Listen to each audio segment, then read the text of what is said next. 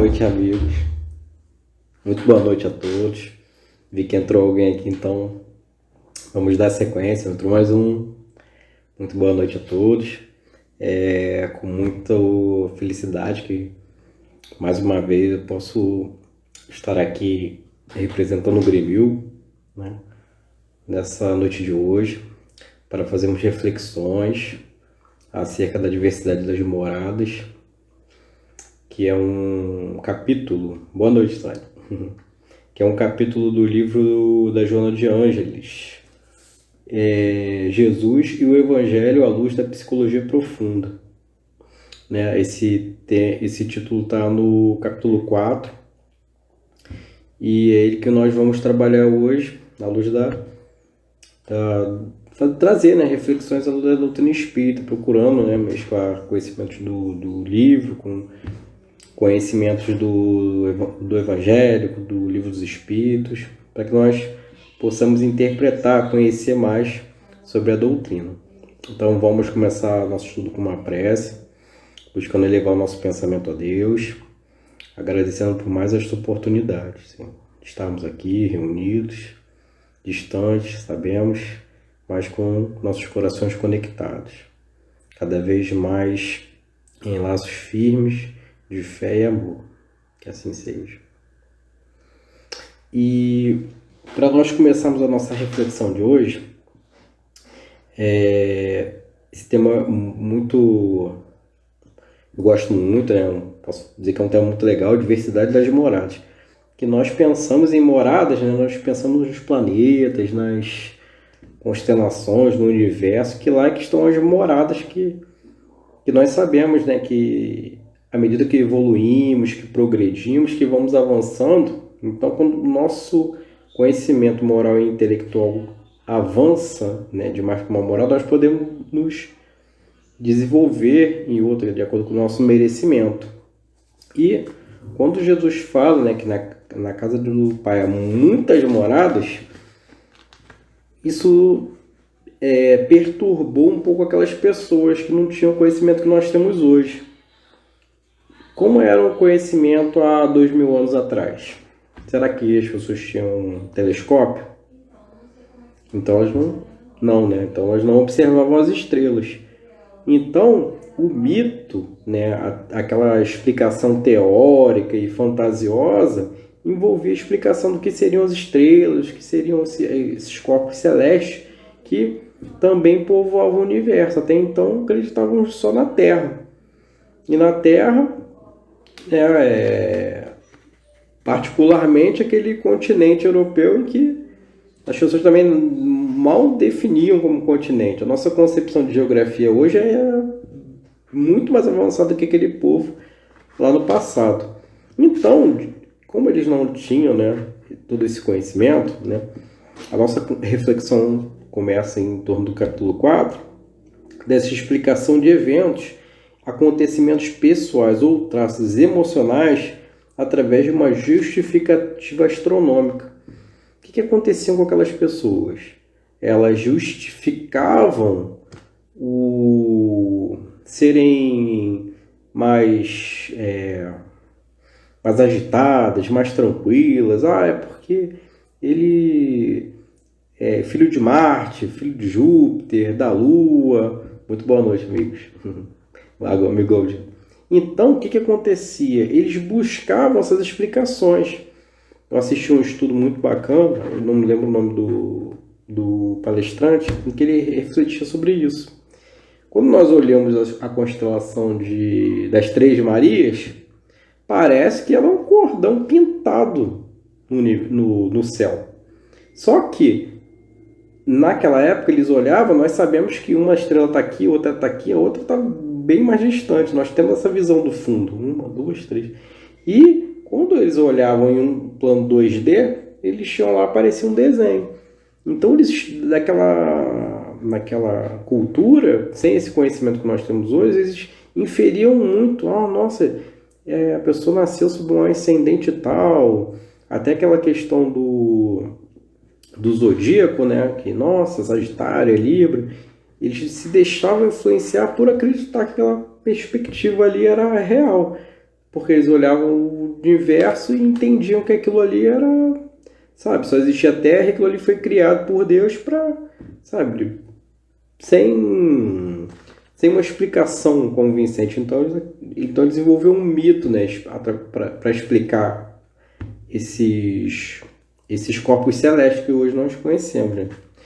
E o conhecimento das leis de Deus a partir da ciência, da observação prática, desmistificando o mito em que o homem era iludido. O que acontece quando nós vamos amadurecendo à medida que a tecnologia vai nos permitindo esse conhecimento, esse aprofundamento dos corpos celestes, de entender o universo, como questão dos buracos negros e tudo mais.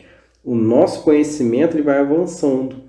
E o que antes, né, era uma constelação de estrelas, né, que faziam, remontavam um animal, né, o touro, o capricórnio, perde o sentido se nós olharmos por outro plano. Então, não existe uma influência, né, da cosmologia nesse sentido de influenciar a emoção dos seres, os acontecimentos. Nossa, esse ano está sendo muito ruim, mas é porque Júpiter está alinhado com a constelação do Touro, e aí vê aquelas explicativas míticas que não refletem a realidade, mas que por muito tempo o ser humano se envolveu.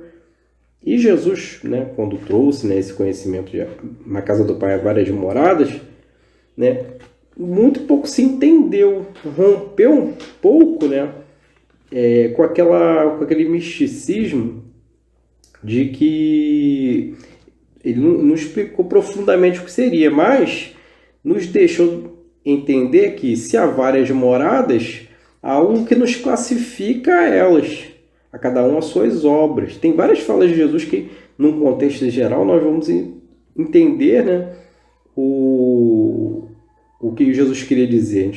Se nós olharmos uma frase solta, talvez nós não entenderíamos o contexto. Por isso que é importante nós estudarmos, para poder embasarmos cada vez mais essas reflexões que nós fazemos quando estudamos Jesus. O conhecimento trazido por Jesus é algo transformador e libertador. Há muitas moradas na casa do Pai. E essa reflexão que eu vou trazer para a gente agora é uma reflexão muito importante. Por quê? De onde veio o materialismo? Na crença de que não existe nada de metafísico, além da matéria. Jesus, ele trouxe um conhecimento transformador. Por que Jesus trouxe um conhecimento transformador? Qual era a regra há 2000 anos atrás? As pessoas acreditavam que quando se morria, acabou. Grande parte das pessoas, olha, você morreu, acabou.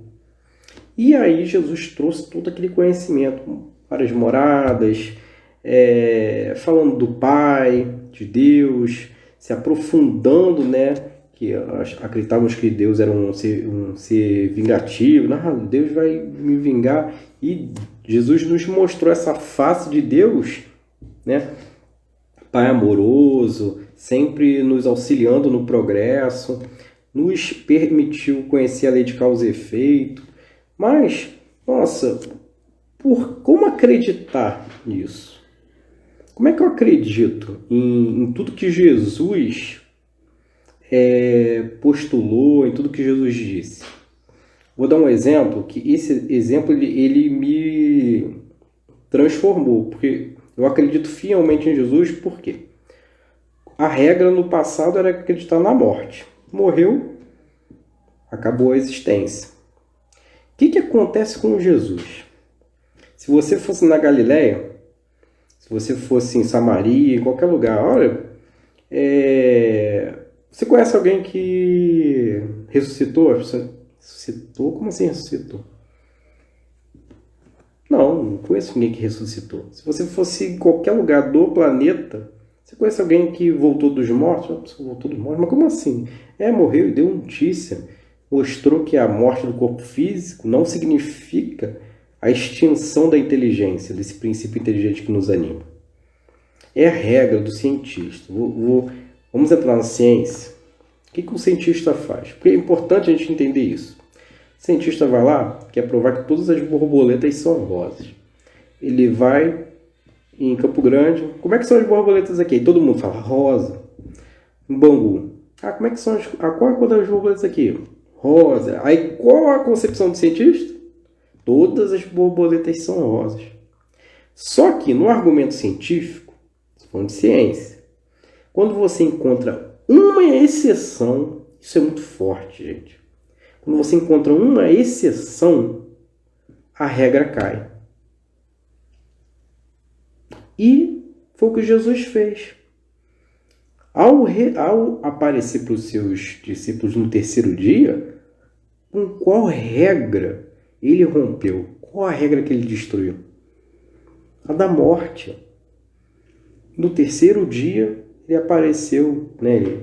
A tradição católica acredita que ele ressurgiu. Não importa o termo que você vai dar, como se...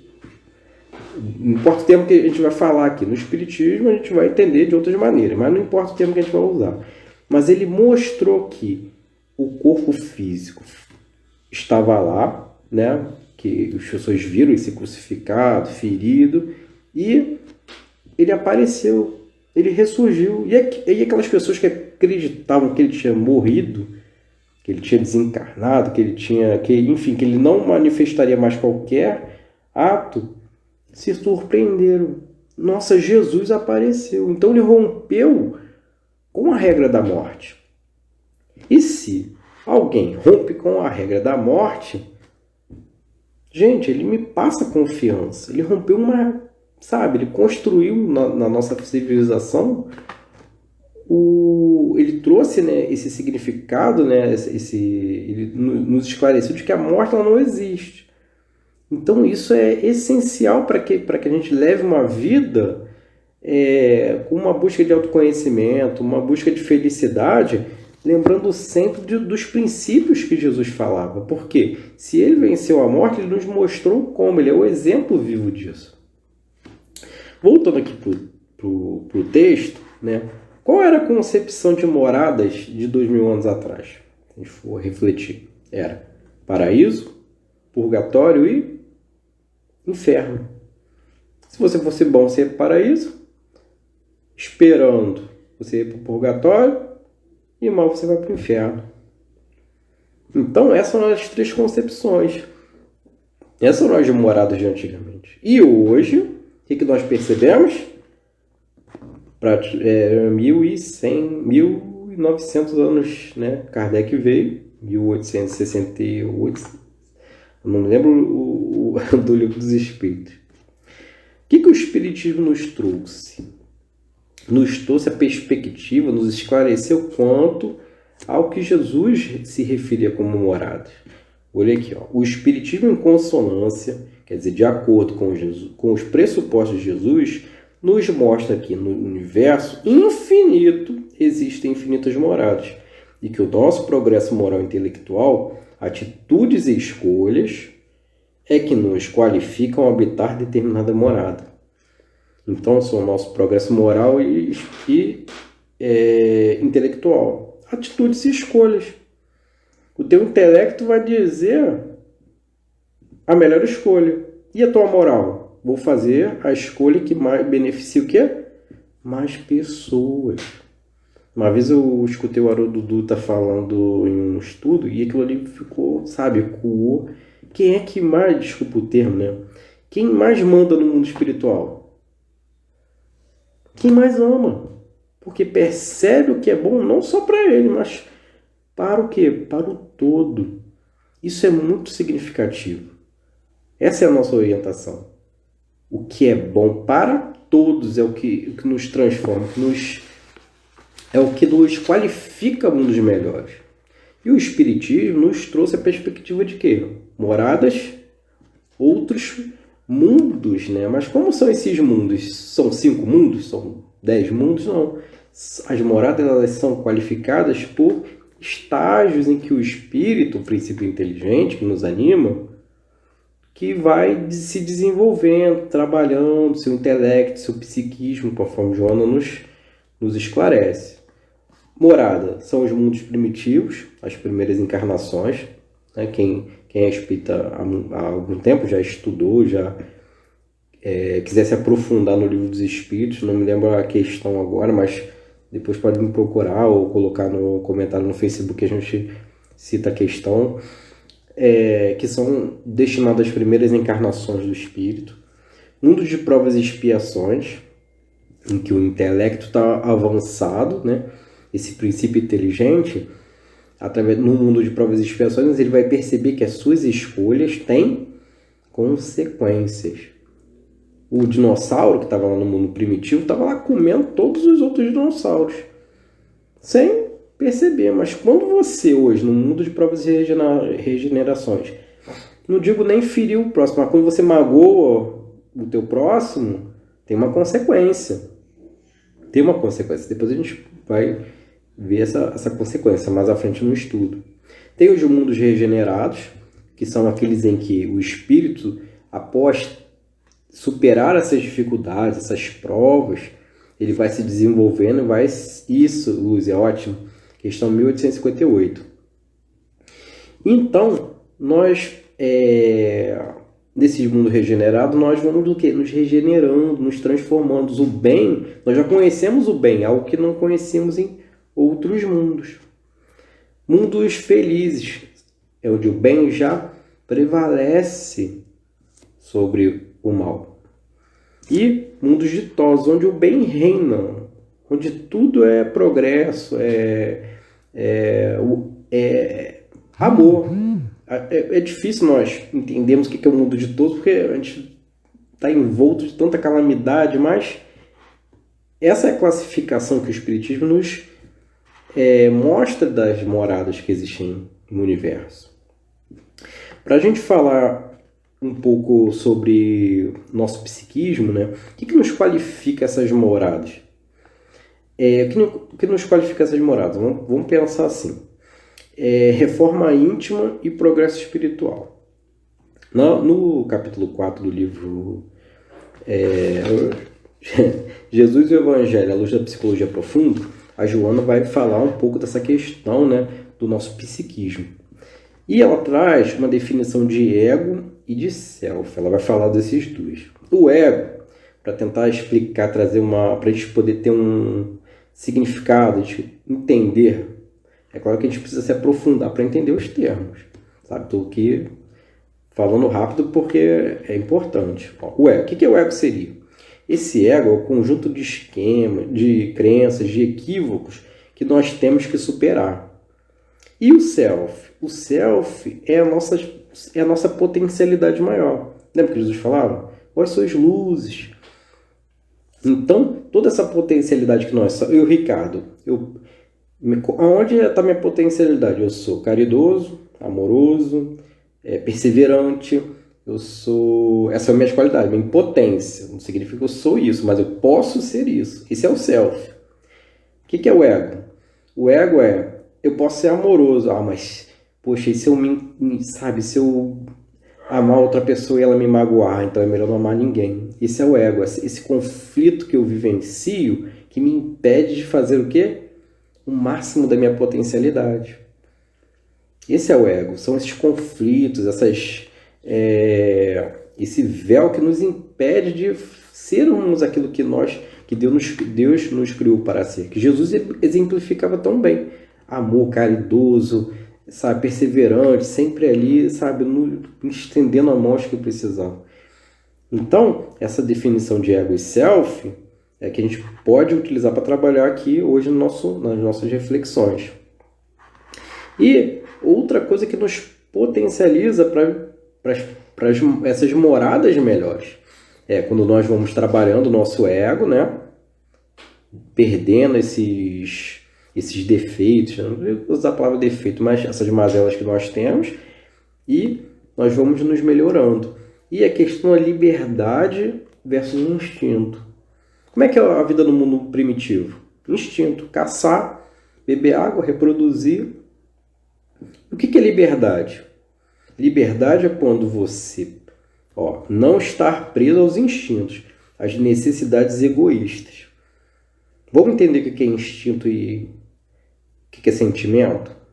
Um instinto, vou dar um exemplo, o egoísmo. O que é o egoísmo? Egoísmo é um traço do instinto de conservação. O que é o instinto de conservação dos dinossauros? Tem que comer do dinossauro, não, do cachorro. Instinto de conservação do cachorro. Ele se alimenta, ele busca reprodução, beber água. Ele está ali nos instintos dele. Você já experimentou botar a mão da vasilha do cachorro quando ele está comendo?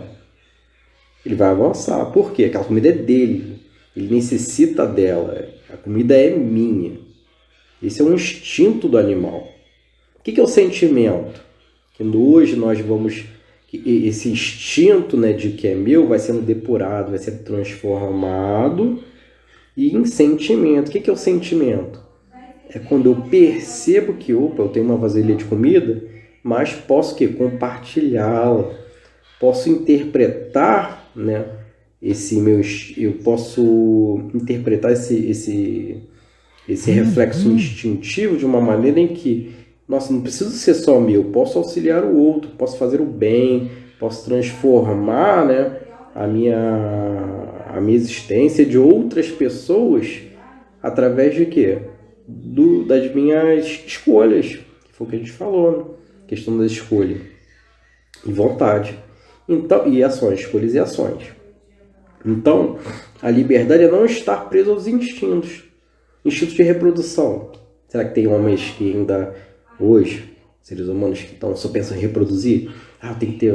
Quem é o garanhão? É aquele que tem várias parceiras. Então, o instinto de busca instintiva de sexo, dessa relação carnal, está mostrando um instinto ali que ele não tem controle, ele não tem liberdade, ele não controla o instinto dele. Ele é levado pelas vontades do corpo. Esse é um instinto, essa vontade do corpo, sabe? Seja em relação à parte sexual, à parte egoística. Então, como a gente vai conhecer isso? Estudando, procurando se aprofundar. E a doutrina espírita nos mostra como superar esses instintos, transformar, nos depurarmos cada vez mais, sermos pessoas o quê? Melhores, com atitudes melhores, com escolhas melhores, inspirando sempre em quem? Jesus. Um instinto se transforma em sentimento. O Divaldo Pereira Franco, ele traz uma explicação magnífica. Ele vai mostrando como o sentimento vai se depurando, ou como o instinto vai se depurando, através de quê? Em que mundo? Provas e expiações. Esse instinto ele vai se depurando, vai virando sentimento, e nós temos um mundo o quê? Um mundo melhor. A gente tem um mundo feliz? Não. Mas se nós pensarmos como era 15 mil anos atrás, você não podia, sabe? Você está construindo ali as suas coisas e de repente vinha outro ser humano, destruía tudo, ficava com o que é seu e ponto. Hoje nós temos regras. Então, o nosso mundo, né, a nossa morada de provas e expiações, em passo indo para a regeneração, é uma morada que está mais estruturada na lei. Nós estamos caminhando para o amor, mas hoje nós estamos estruturados aonde? Na lei. Ó. Posso, não posso. E ainda assim a gente flerta sempre com o que não pode. Então, é uma importante reflexão que a Joana nos traz essa questão do amadurecimento. A tomada de consciência da nossa condição de espíritos imortais nos empodera, aquela coisa da mulher empoderada. Então, nessa onda do empoderamento, vamos pegar essa palavra empoderar e utilizar aqui na nossa reflexão espírita. A tomada de consciência da nossa condição de espíritos imortais nos empodera de harmonia e felicidade quando nos propomos a educar os nossos instintos. Então, à medida que nós vamos educando nossos instintos, nós ficamos menos suscetíveis ao quê? Ao erro. A pessoa que, vou dar um exemplo, a pessoa que é viciada em sexo, a sexualidade, ela deixa de fazer N outras coisas que a beneficiariam para quê? Para ter a experiência sexual. Estou falando de sexualidade porque é o que é mais aflorado hoje na nossa sociedade. Né?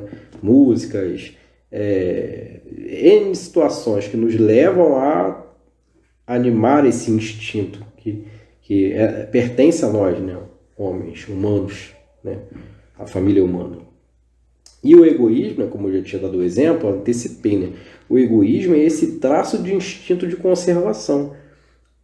O que você quer? Ah, eu quero o meu. Não, tem que o meu é primeiro. Aquele ditado, né? Farinha pouca, meu perão primeiro.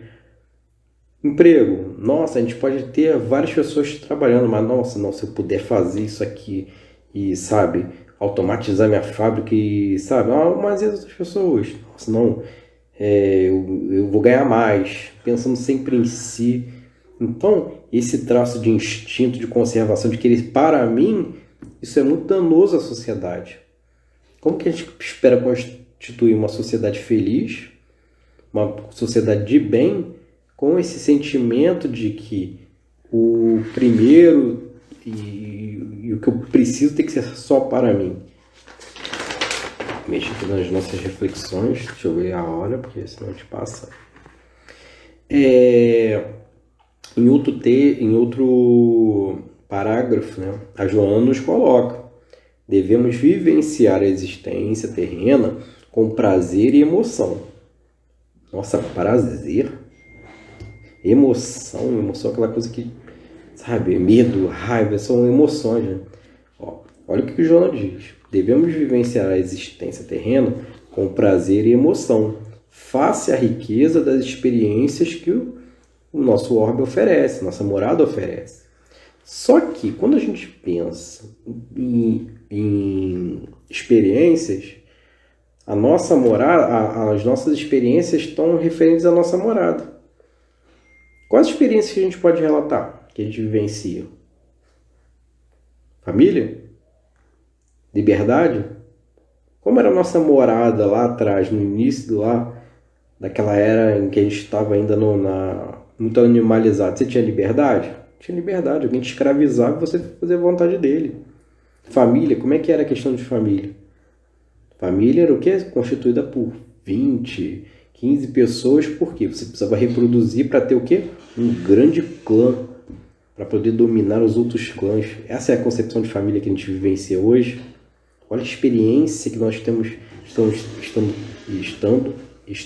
tendo na nossa morada. Família, esclarecimento espiritual. Olha o esclarecimento que a gente já tem. Eu adoro ver os estudos da AME de São Paulo, a profundidade que eles alcançam, falando de espiritualidade, mas de uma maneira científica. Então, os preceitos, esses conceitos da doutrina espírita, mortalidade da alma, pluralidade dos mundos, das existências, tudo isso está comprovado cientificamente, mas infelizmente a sociedade, o mundo não quer aceitar isso. Por quê? Porque é difícil. Como você vai aceitar que você está aqui, o que te media para a sua próxima existência é ser uma pessoa boa e melhor? Ah, não, mas eu gosto de magoar as pessoas. Eu gosto de pensar só em mim. Então, se eu tiver essa reflexão voltada para a espiritualidade, eu vou ter que mudar muita coisa. Então, a sociedade acaba ficando atrasada ainda, né, nessas questões. Mas esses espíritos, né, que vêm de outras moradas nos vêm impulsionar o quê? O progresso. Sócrates, o Buda, e no livro a Joana ela cita N espíritos que estão muito à frente da nossa percepção, né? Estão muito à frente da nossa consciência. Hoje a nossa consciência, né, é de que eu vou cuidar do meu, da minha família, da minha necessidade. Esses espíritos não abrem mão das suas necessidades e avançam para saciar a necessidade do quê? De toda uma coletividade, de promover, né, o progresso dessa comunidade de onde eles vivem. E quando a gente fala de consciência, o que é consciência? O que é consciência? Consciência, a gente vai colocar assim, somente percebemos à medida que afloramos a nossa consciência, desenvolvemos. Consciência é percepção. Quer ver como a gente pode dar um exemplo muito bacana? Consciência. Fulano tem consciência ambiental. Ele já percebeu que se ele jogar lixo no rio, o que vai acontecer? vai poluir, vai acumular lixo ali e vai encher a casa dele. Se ele não cuidar do ambiente, o que vai acontecer? Daqui a pouco não tem ambiente. A consciência ambiental é isso. É você perceber que as partes influenciam no todo. Eu preciso cuidar. Eu cuido da minha saúde. O que eu faço? Eu corro, eu me alimento bem, mas o que acontece? Não estudo, ou então não procuro, né, buscar desenvolver em outros aspectos mais intelectuais. Aí o que acontece? Você pode não saber lidar com dificuldades que você precisaria da inteligência. Então, por que eu estou falando dessa questão de consciência, voltando, por exemplo, do consciência ambiental? Porque para a gente entender que consciência é isso, é perceber a influência que as coisas, né, como estão na nossa morada, as situações são atreladas. Nós fazemos o bem, a nossa vida feliz, entendeu? Nós temos, por exemplo, cuidar da saúde, cuidar do nosso bem-estar, porque para você ser feliz, você precisa ter, né, essa plenitude. Você precisa cuidar do seu bem-estar psicológico, do seu bem-estar físico, espiritual.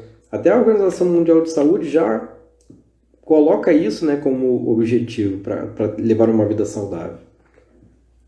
E percepção, para a gente entender um pouco mais desse conceito, o que é perceber? Perceber é compreender o sentido de algo por meio das sensações e da inteligência. Então, à medida que nós vamos percebendo as experiências que a nossa morada, que o nosso órgão nos oferece, a gente vai amadurecendo. E Jesus nos mostrou isso com excelência. Todas as potencialidades que a gente tem no nosso órgão de desenvolver. Nosso amor, nossos aspectos intelectuais, nos esclareceu quanto algo que nos perturbava, que era a morte.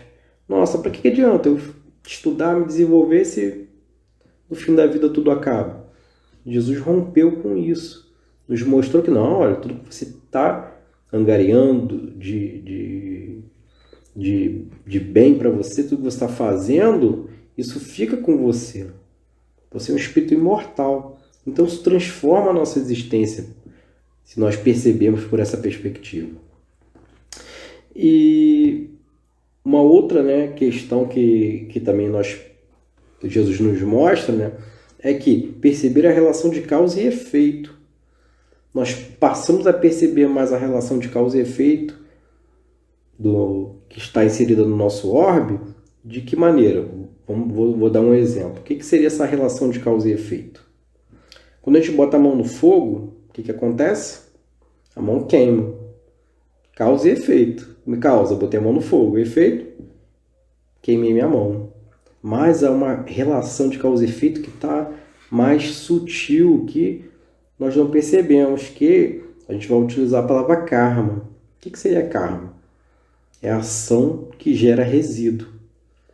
Quando eu perturbo a natureza se volta para mim através de doenças, enfermidades, reajustes que nós temos que ter. Essa é uma consequência do mundo em que nós vivemos, provas e expiações. Então é importante a gente entender todo esse contexto da morada, das experiências que nós estamos tendo aqui. Por que nós estamos vivendo esses tempos tão conturbados? São experiências que a nossa morada nos permite ter para nos desenvolver. Tem uma quantidade enorme de pessoas perceberam, estão se desenvolvendo, estão buscando, né,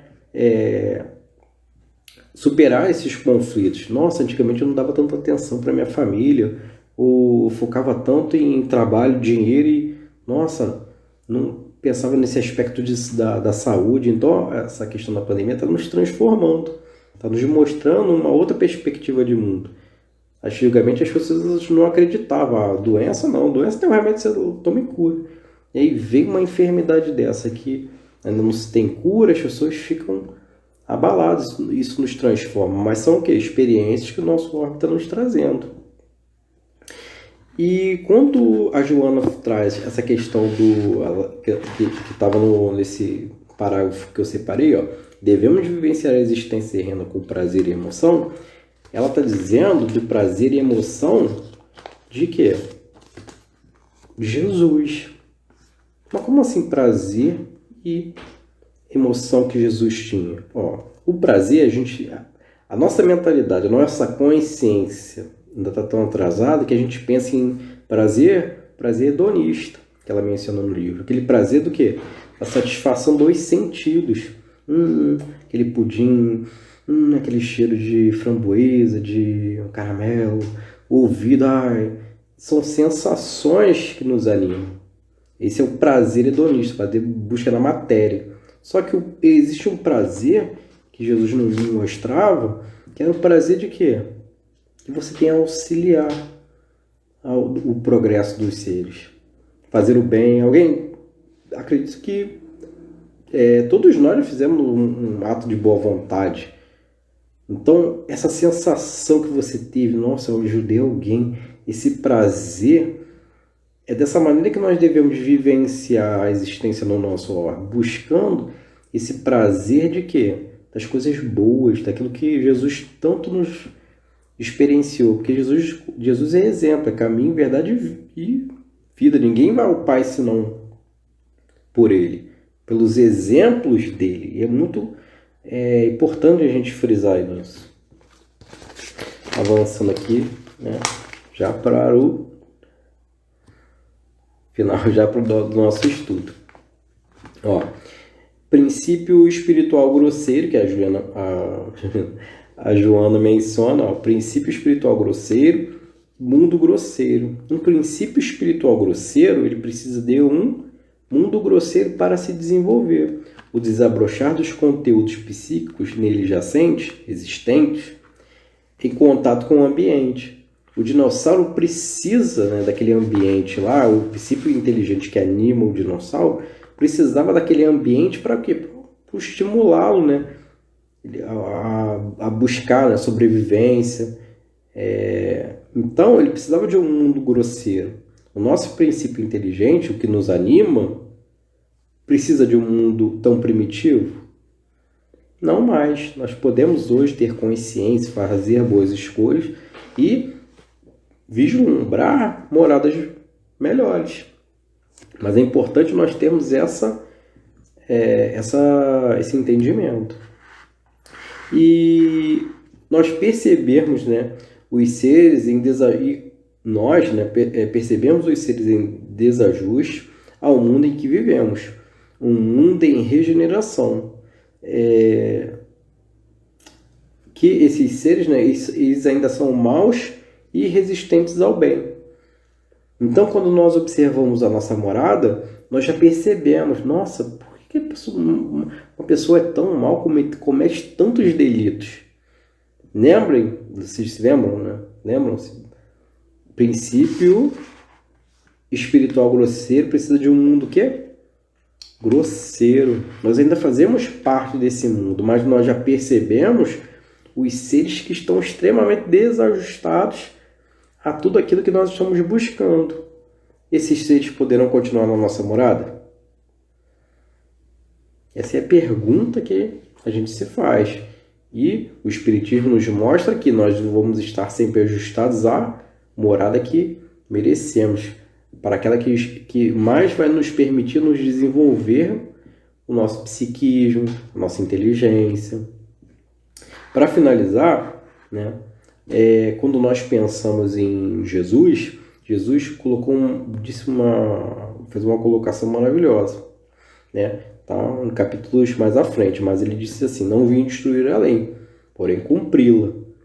Quando ele fala em cumprir a lei, é a lei de quem?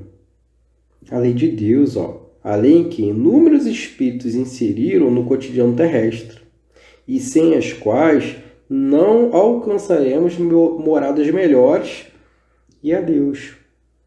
A lei que Jesus veio cumprir é a lei de amor. Tudo aquilo que estava lá, Moisés colocou, não matarás, não roubarás, mas Jesus transcendeu isso. Não matarás, não. Promoverá a vida do teu próximo. Não roubarás, não. Auxilia para que ele não precise fazer isso. A lei de amor ela é tão esclarecedora, tão envolvente, e se nós prestarmos atenção nela, ela nos guia, né, para fazermos já da nossa morada uma morada muito melhor. Mas só se nós estivermos o quê? Abertos e buscarmos essa modificação em nós, fazermos essa reforma íntima.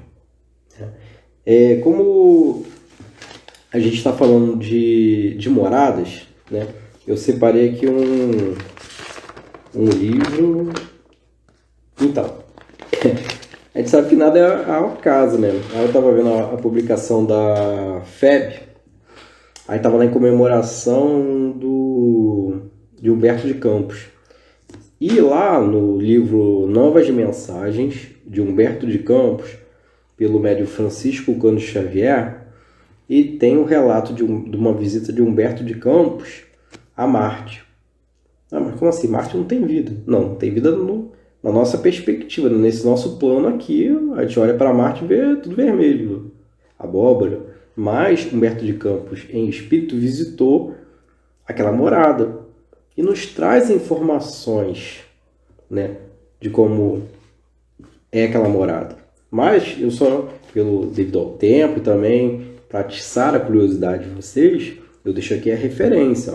Novas Mensagens, o livro Novas Mensagens de Humberto de Campos, pelo médium Francisco Cândido Xavier. Se eu não me engano é o capítulo 4. Então, para nós, nossa, como é que é uma outra morada mais feliz? Então, tá aqui a referência que a gente possa procurar, possa, sabe, animar esse nosso motivo de buscar, né, informações, de progredir, entender como é, né, uma morada diferente da nossa. Que nós possamos, né, estar sempre amparados e que Jesus sempre nos mande esses emissários de outras moradas para impulsionar o nosso progresso moral, intelectual, para que nós possamos, né, transformar não só a nossa morada, mas também todo o universo em uma corrente de amor. Todos somos irmãos e Deus é o nosso Pai, já disse Jesus.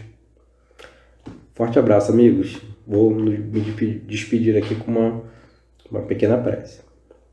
Divino e amado Mestre Jesus, amigos espirituais, obrigado, Mestre, por todo o amparo, por todo o esclarecimento, por todo o exemplo. Que nós possamos, banhados em todo esse conhecimento, podermos nos melhorar, sempre amparados pelos amigos espirituais, por Ti e por Deus. Que assim seja. Até logo, amigos. Boa noite e fiquemos com Deus.